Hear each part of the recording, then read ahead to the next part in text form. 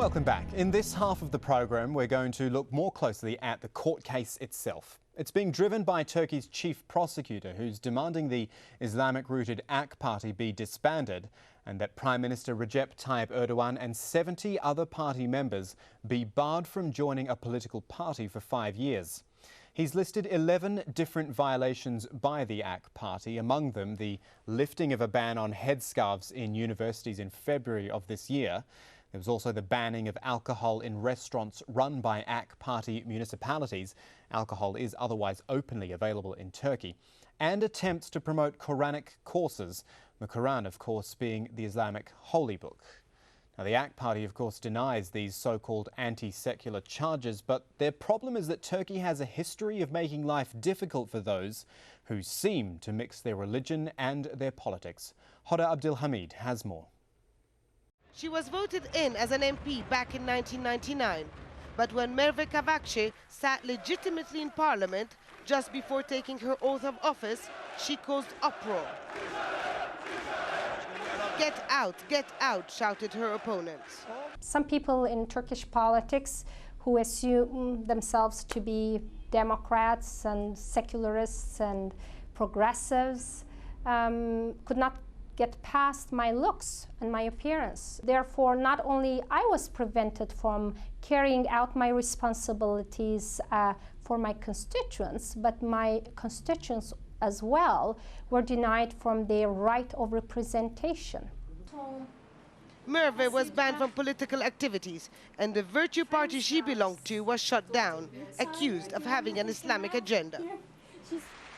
Now the AK party of Prime Minister Erdogan could face the same fate in the ongoing closure case. And again, the headscarf was the trigger that pitted the seculars against the ruling party. The Constitutional Court will have to decide whether the party is pushing forward an Islamic agenda in contradiction with the secular tenets of the state. Over the past 45 years, 24 political parties have been shut down. Yekta Güngör Özden personally approved the closure of 13 parties when he was at the helm of the Constitutional Court. Our aim is to make sure that our constitution is fully implemented. The court's criteria is that our constitution prevails, leads and rules.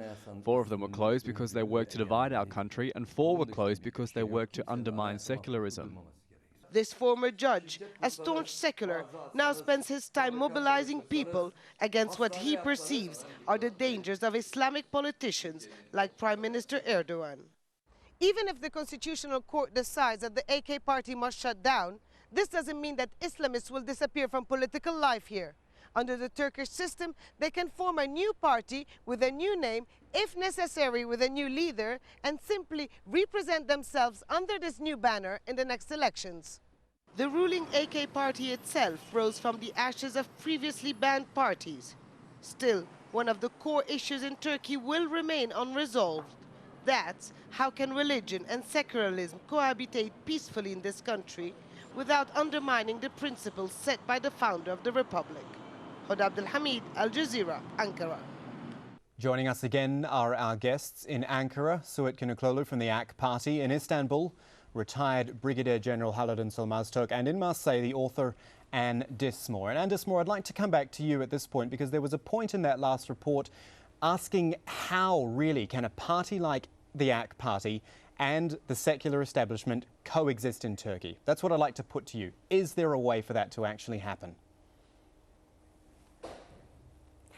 I believe so, but this is a process that will take time.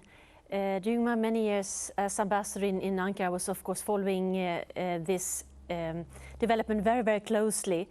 And I think what we see now is there is a power shift which was firmly established with the presidential election last year. And what we see now is part of that process where the power has shifted, with all key institutional power centers are now in the AK party hands. And that has changed the balance when it comes to the staunchly secular establishment and their previous elite and their previous holding on to power. Right, so you've got a power shift, but you could also say effectively a power struggle at the moment, or that's the way at least it looks. Is that struggle based around, do you believe, protecting the Constitution and the secular Constitution, or is it based on fear of what could happen if Islam were to take more of a hold in Turkey? I think to some extent it's distinctly based on fear. And I think for Westerners it's sometimes difficult to understand the fear that many staunchly secular people in Turkey have against the government, while at the same time I do not believe that the AK Party, has a hidden agenda when it comes to Sharia, etc. But this is something that will be a very, very long and painful process. Hidden agenda or otherwise, let's go back to Haliden Solmaz-Türk in Istanbul. There is no escaping the fact that this government was elected by the people in the knowledge of what they stood for or what they appeared to stand for. And in the face of all those secular protests we saw, does a government, an elected government, really deserve to be overthrown in this manner if it were to happen? Yes, that's the crux of the question. But first I have to make a correction regarding the misleading statement by the honorable gentleman in Ankara. The army did not give permission for the arrest of 2 4-star generals because such a permission was not required by Turkish law. And also the army top command made a clear statement to that effect.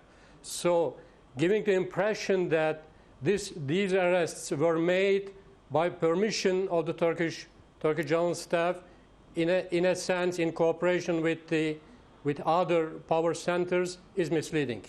Coming to overthrowing or not overthrowing the government, the case was not opened to overthrow the government. The case was opened because the chief prosecutor, top prosecutor, believed that this party became a focal point for anti-secular activities, meaning anti-democratic activities. So the system had 2 options. Either would wait for this takeover, replacement of democracy with a political Islamic regime, or do something. The system is doing something to protect themselves, to preserve Turkish democracy. So Haliden Solmaz-Türk says this is not about overthrowing the government. Suat Kinokolu in Ankara, what's your response to that? Because essentially your party faces being disbanded here. Look, this is not about secularism. Secularism becomes a tool in the overall consolidation process of our democracy. It is difficult for many in the Turkish establishment to acknowledge that the periphery has come to the center and has actually done really well over the last 6 years. Now, the transformation this country has undergone over the last 6 years has created winners and losers. The winners of this transformation are those who believe in Turkey joining the European Union, in Turkey becoming a more transparent, normal democracy. The losers in this game are those who for decades have run Turkey according to their own views. I don't underestimate the genuine fears of some of our citizens who feel that their lifestyle might be threatened. And I acknowledge that we actually should have devised a better language to address those concerns. But the primary fact behind this case is really what happened since early 2007, namely the election of Mr. Abdullah Gül as Turkey's 11th president. The establishment cannot stomach the fact that our president's wife chooses to wear a headscarf.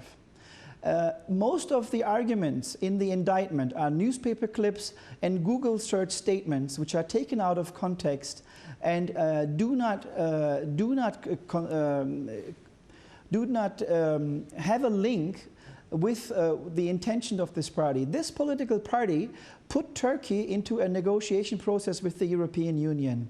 How can you ever argue that a party that has a secondary agenda, a so-called religious agenda, put Turkey is the most driving force that wants to Turkey make part of the European Union? Okay, let me just interrupt just really briefly. I'm sorry, because you've raised the point of the EU. We are running out of time, and I want to get a thought from Anne Dismore about the EU issue, because this doesn't really promote the look of a stable country at the moment. How do you think this is going to affect that bid for EU membership, Anne Dismore?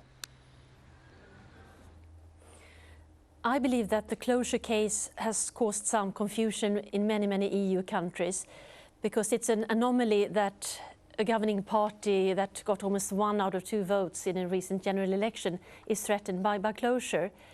And yes, I do also believe that skeptics within the EU against Turkey EU membership, their case will be fueled by this court case if it's decided to close down AK Party.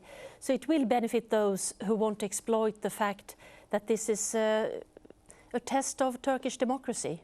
Such an interesting topic. We could keep going, I'm sure, but unfortunately, all out of time here on Inside Story. My thanks to our guests in Ankara, Suat Kınıklıoğlu, in Istanbul, Halidun Solmaz-Türk, and in Marseille, Anne Dismore. Thank you all for joining us on this edition of Inside Story, and thank you to our viewer as well. We always welcome your comments, your suggestions. You can email them to insidestory@aljazeera.net. From the whole team, goodbye for now.